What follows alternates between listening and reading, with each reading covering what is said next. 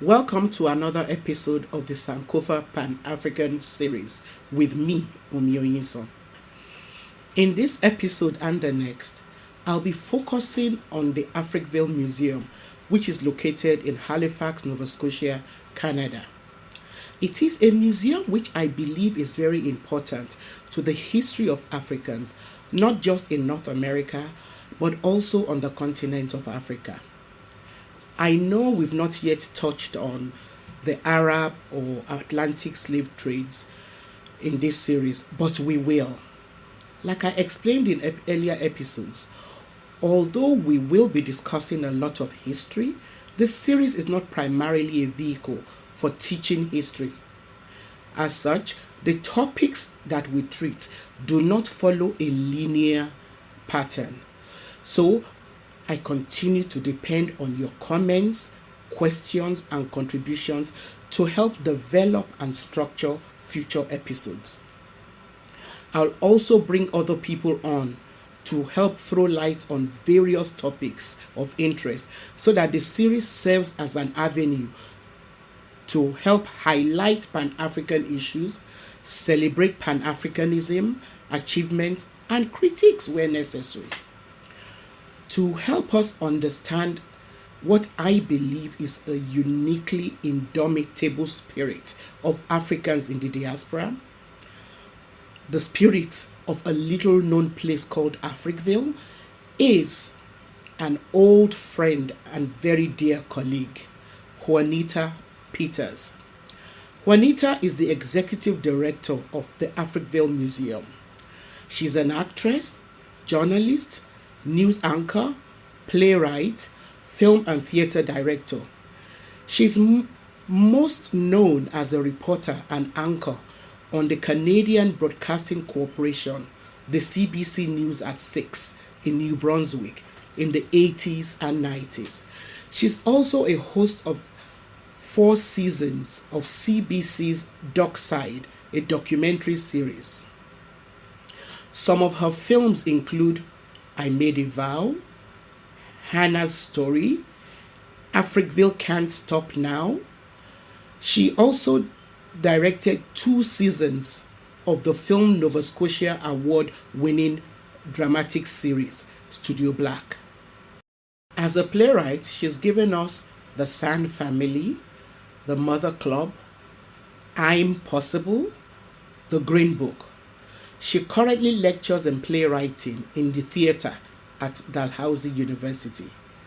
Juanita Peters is a founding member of Women in Film and Television Atlantic. So good to have you with us on this series, Juanita. Where is Africville? Well, if you've never been to Canada, Africville is on the far east coast of Canada in the province of Nova Scotia in the capital called Halifax. And it sits on the southern shore of the Bedford Basin. How did it start? Well, one of the things that people may not realize is that Blacks have been in the province of Nova Scotia for a very long time. In fact, the first recorded Black in Nova Scotia was in 1604 during the founding of Port Royal. Now, Blacks that became members of the community of Africville came through several different migrations. First of all, when in 1604, that a number of slaves were brought to Nova Scotia in the building of communities. They were brought here by the British and the French. And then, of course, the American Revolution. The numbers of people who agreed to fight during the American Revolution and were promised freedom were settled here in Nova Scotia. So a few thousand came at that time. And then again, after the War of 1812, there was another migration of Blacks who came to Nova Scotia. And if you grew up in Jamaica, you might have learned about the role of the Jamaican Maroons who were here for a very short time. And that was sort of a forced migration. The Jamaican Maroons came, and I always say they were the smartest because they only came for 40 years and they saw that things weren't working out and they decided to go back. So we've had a number of migrations over the years, and a number of those people settled into Africville and various other communities throughout the province of Nova Scotia. I didn't even know there were blacks in Nova Scotia before the Loyalists came. You know, Oh, yeah, yes. great. Oh, so okay. Well, I knew about the Maroons, but somehow I've never been able to place them in terms of time. So this gives us a good idea. I do meet people from Jamaica. They often know more about the Black history of the Jamaicans here in Nova Scotia than Nova Scotians do, because they learn about the contributions that they made to Halifax. You know what you just said now drives something home to me, because my mother's family actually migrated from Sierra Leone back to Lagos. And I did not even know about the relationship between Nova Scotia and Sierra Leone until I came to live in Halifax. Yeah, and I'm glad that you're asking that question, Yeah. because we actually had a group from Sierra Leone come and visit us this summer. And one of the things that we did was we traveled together to Shelburne, which is where the majority of the Blacks landed in Nova Scotia, and we planted a tree together in commemoration of our shared heritage. And here's how the heritage begins. So, Thomas Peters was a fugitive slave from Wilmington, North Carolina. In 1776, he joined a Black regiment called the Black Pioneers. And they were transported from New York to Nova Scotia. And Thomas Peters he went up the ranks and he became a sergeant. And he also became the spokesperson for the Blacks who came here during those migrations. So a few thousand people. He landed in Digby County, Nova Scotia, and he was not happy with the provisions that were given the Blacks. And so he moved to St. John, New Brunswick, but he found that he was having the same issues in St. John, New Brunswick. They were not given the things that they were promised. So he became a spokesperson for the Blacks, and he wrote many petitions to the king in hopes of getting answers to why they weren't getting what they were promised. And he actually also traveled to England in hopes of getting an audience with the king. But that didn't happen. But what did happen was he met a man by the name of Granville Sharp, who was starting something called the Sierra Leone Company. It was called the Sierra Leone Company.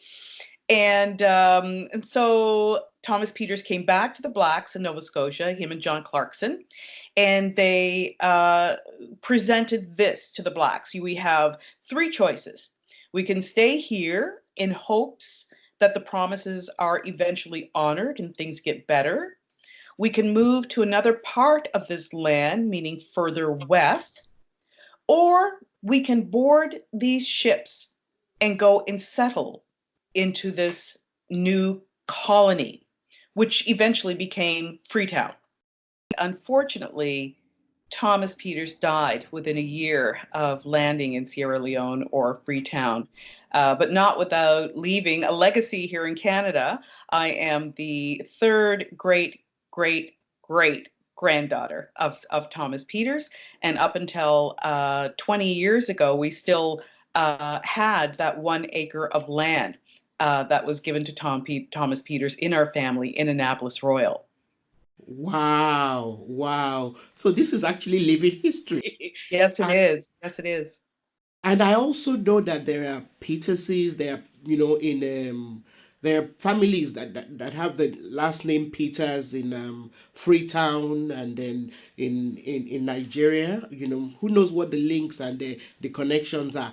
I certainly believe, that where Africans in the diaspora, like African Nova Scotians, are a lot closer than Africans who are back on the continent than we actually know about. I know this from my experience of living in Halifax and how I saw people who were like dead ringers for members of my family, and things like that. It's a smaller world than we often remember. It's so true, because even before telling my story, when the group came from Sierra Leone, they did not realize that I was a Peters.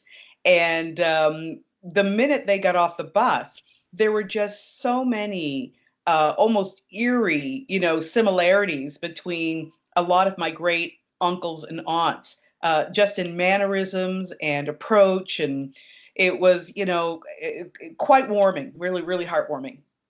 Yeah, I know. I ran into people who could have been my first cousins when I was living in in Nova Scotia. Yeah. Yes, very Yes. true. So back to Africville. So it was destroyed, wasn't Yes. it? Can you tell us Yeah. how that came about? Yes, one of the things that I think is hard for people to understand is that you have a community like any other community where people move to that location and start building something that's important to them.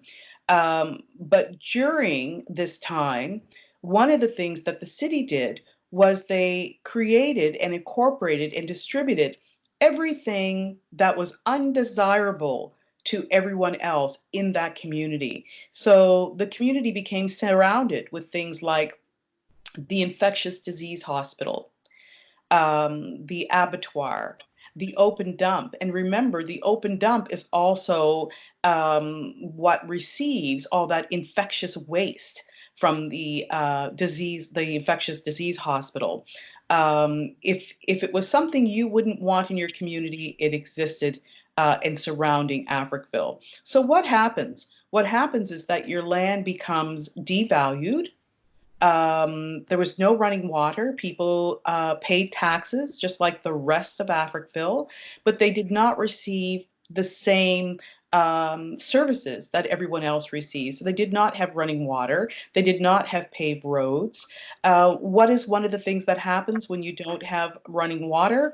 It really limits how things like banks view your dwelling. Can you get insurance on it if you can't get running water to it? And so often, houses would burn down if there was a fire because they couldn't get enough water to the dwelling.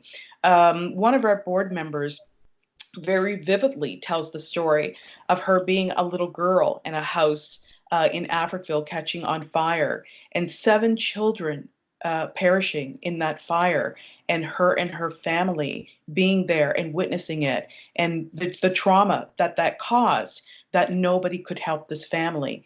And so when we talk about things like resources not being made available, that is the real impact of that. It's not just about money and cents. It's about lives. It's about long-term lives.